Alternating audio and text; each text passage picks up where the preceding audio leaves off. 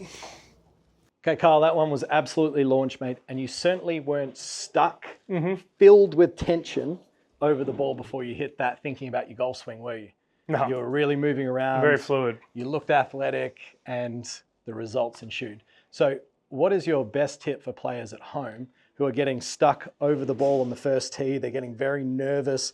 They can't really pull the trigger as such. What would you recommend they do with their body before they hit the shot?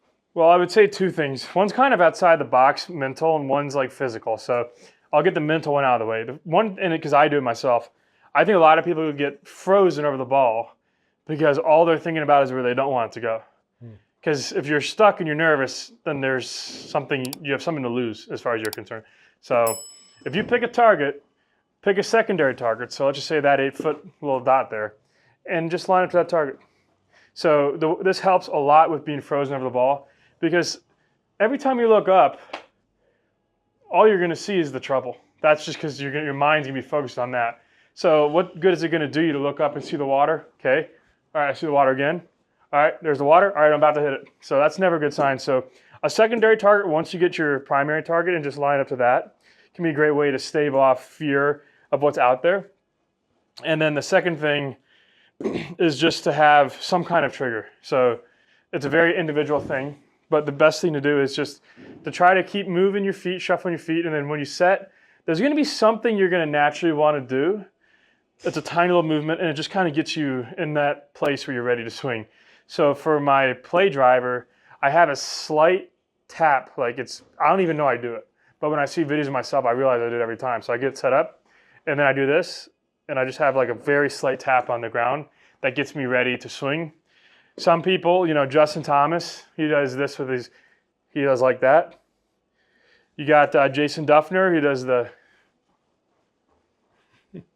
he does 7 or 8 of these.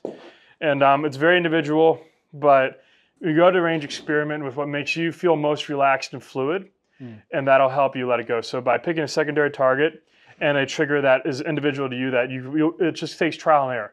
You can experiment, seeing how maybe fidgeting with the grip a little bit, just like not changing the grip, but just like maybe changing your thumb a little, or a little waggle, or any kind of movement in the lower body just to kind of get fluid and athletic.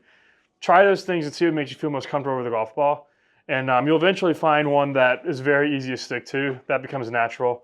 And it's a great way to avoid getting static and frozen over the golf ball. Okay, great. Let's put that together and let's see you send one down there, mate. If you look really closely, you will see a slight tap of the head on the grass right before I hit the shot.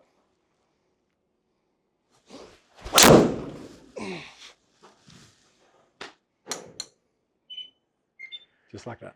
It's that easy. Thanks for watching this video. YouTube thinks that you would benefit from watching this one next. So click that card and it could be the tip that you need to take your game to the next level. I'll see you next time.